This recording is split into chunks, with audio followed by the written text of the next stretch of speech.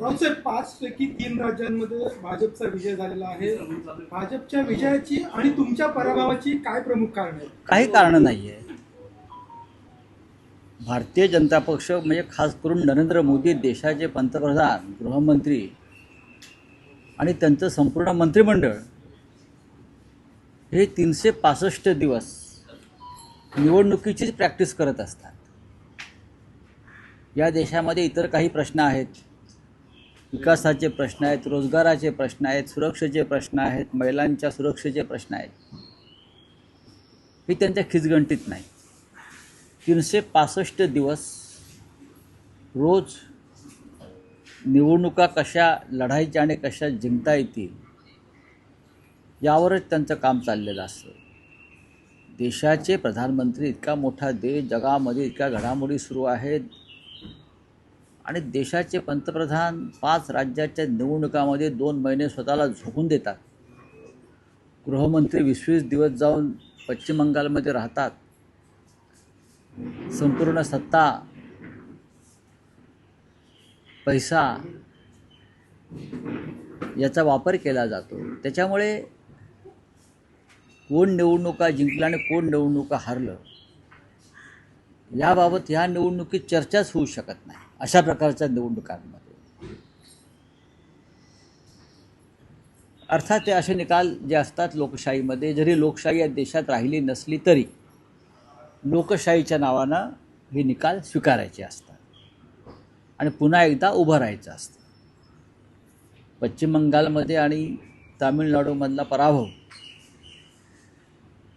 हा देशासाठी असं म्हणतो मी आणि लोकशाहीसाठी धोक्याची घंटा आहे. या देशामध्ये कोणत्याही राज्यात किंवा कुठे विरोधी पक्षाचं अस्तित्वच ठेवायचं नाही ही भूमिका घेऊन जर सत्ताधारी पक्ष काम करणार असेल तर निवडणुका लढायलाच नको यापुढे विरोधी पक्षांना. लाखो मतदार कापले जातात राज्यातून आणि मतदारांची संख्या घटवून, कमी करून, कापून विजय मिळवला जातो. त्याच्यामध्ये निवडणूक आयोग सहभागी असतो त्या पापात, त्या गुन्ह्यात. आणि त्यातून विजय मिळाल्यावर जे विजय उत्सव साजरे करतात ते लोकशाहीच्या छातीवर नाचतात. अशा प्रकारच्या निवडणुका या पाकिस्तानात होतात. अशा प्रकारच्या निवडणुका रशियामध्ये होतात, पुतिन उत्सव होतो तिकडे. अन्य काही देशामध्ये होत असतील. अझरबैजानला मी अशा निवडणुका स्वतः पाहिलेल्या आहेत. म्हणजे निकालाच्या आधीच, मतमोजणीच्या आधीच तिथे मी एक दिवस आधी निकाल जाहीर झालेला पाहिला विजयाचा, की मी स्वतः डोळ्याने पाहिलं. भारतामध्ये सुद्धा त्याच पद्धतीनं निवडणुका आणि लोकशाही जाताना दिसते. मोदी म्हणतात की महिला विधेयकाला विरोध केल्यामुळे महिलांनी ही विरोधकांना शिक्षा दिली. मग केरळला का नाही? केरळला का नाही? तसं असेल तर तामिळनाडूमध्ये भारतीय जनता पक्षाने AIADMK जिंकायला पाहिजे होते. तिथे TVK नावाचा एक नवीन पक्ष जिंकला ज्याचा या महिला आरक्षणासंदर्भात काहीच भूमिका नव्हती. जरा भान ठेवून बोलायला पाहिजे देशाच्या प्रधानमंत्र्यांनी. पण कोणतंही भान न ठेवता बोलल्यावरती तुमच्या अशा प्रकारच्या विजयांना नैतिक अधिष्ठान मिळणार नाही.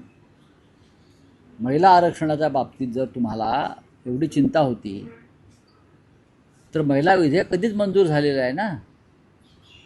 तुम्हाला डिलिमिटेशन करायचं आहे, तुम्हाला 850 मतदारसंघ करायचे आहेत. मग केरळमध्ये महिला नाही आहेत का? सर्वाधिक आहेत. आणि तामिळनाडूमध्ये सुद्धा आहेत. पण तिकडे तुम्हाला अपयश का मिळालं? का मिळालं सांगा? रावसाहेब दानवेंचं म्हणणं आहे की ठाकरे सेनेचे राज्यात वाताहत झालेले आहे, ते बंगालचंच पाहायला चालले, असं रावसाहेब दानवेंचं म्हणणं आहे. राज्य चाललेली आहे, मोठमोठे जे विरोधी पक्ष आहेत ते आता कुठेतरी कमी होताना दिसतात. नाही, असं काय. इंडिया आघाडीचं भविष्य काय? असं इंडिया आघाडीचे भविष्य अत्यंत उत्तम आहे. हे बघा, इंदिरा गांधींचा पराभव झाला त्याआधी ते देशातली सर्व राज्य जिंकली होती त्यांनी. काँग्रेस, इंदिरा गांधी या सर्वोच्च नेत्या होत्या आणि मोदींपेक्षा लोकप्रिय नेत्या होत्या आणि त्यांनी जवळजवळ सर्व राज्यामध्ये आपली सत्ता प्रस्थापित केली होती, पण त्यांचा पराभव लोकांनी नंतर केला. मोदीसुद्धा त्या सर्वोच्च टोकावरती आज आहे जिथे इंदिरा गांधी होत्या. मला असं वाटतं पश्चिम बंगाल आणि तामिळनाडूमध्ये विरोधी पक्षाचा झालेला पराभव हा मोदी यांच्या पतनाची सुरुवात आहे. ही मोदी यांच्या पतनाची सुरुवात आहे असं मी मानतो. मी कालही म्हणालो की दिवा विझताना त्याची वात मोठी होते आणि विझते. दिव्याची वात मोठी झालेली आहे. तुम्हाला दिवा हळूहळू विझताना दिसेल. हे भारतीय जनता पक्ष हिंदुत्ववादी आहे म्हणून सांगतो. हे शास्त्र आहे, हे हिंदुत्वाचं शास्त्र आहे म्हणून त्यांना मी त्या शास्त्रामध्ये सांगतो. मोदी काल भाषणामध्ये म्हणाले की युद्धजन्य परिस्थितीमध्ये भारताने सामर्थ्याने सामना केला आणि त्याच्यामुळे हा विजय झालेला आहे. ज्या क्षणी मोदी जिंकले त्या क्षणी भारताचा शेअर बाजार कोसळला आणि त्या क्षणी रुपया कोसळून 96 रुपयावरती लुढकला. हे मोदींना माहिती आहे का? मोदींनी खरं बोलायला शिकलं पाहिजे. मोदींनी खरं बोलण्याचे धडे स्वतःला घेतले पाहिजेत आणि आपल्या सहकाऱ्यांना दिले पाहिजेत. ज्या क्षणी बंगालच्या विजयाची बातमी आली त्या क्षणी रुपया 95.5 म्हणजे जवळजवळ 96 रुपये इतक्या लुढकला डॉलरच्या तुलनेत आणि शेअर बाजारसुद्धा कोसळला. डॉक्टर श्यामाप्रसाद मुखर्जी यांच्या आत्म्याला शांती मिळाली असेल असं काल मोदी म्हणाले. श्यामाप्रसाद मुखर्जी यांच्याविषयी सत्य बोलायला लावू नका. ज्याने कलकत्त्यामध्ये मुस्लिम लीगच्या सरकारमध्ये सहभागी होऊन मुस्लिम लीगच्या सरकारमध्ये सहभागी होऊन स्वातंत्र्य आंदोलनाला विरोध केला होता, त्यांच्या आत्म्याला शांतता मिळणार असेल ते मिळू द्या. श्यामाप्रसाद मुखर्जी यांच्याविषयी त्यांनी न बोललेलं बरं. कलकत्ता विश्वविद्यालयामध्ये युनियन जॅक फडकवून ब्रिटिशांचा विद्यालयाच्या सर्व विद्यार्थ्यांना जबरदस्तीने युनियन जॅकला सॅल्यूट मारा सांगणारे श्यामाप्रसाद मुखर्जी. भारतीय जनता पक्षाने राष्ट्रवादाची व्याख्या बदललेली आहे आणि त्यानुसारच आता मोदीसुद्धा ट्रम्पला सॅल्यूट मारत आहेत.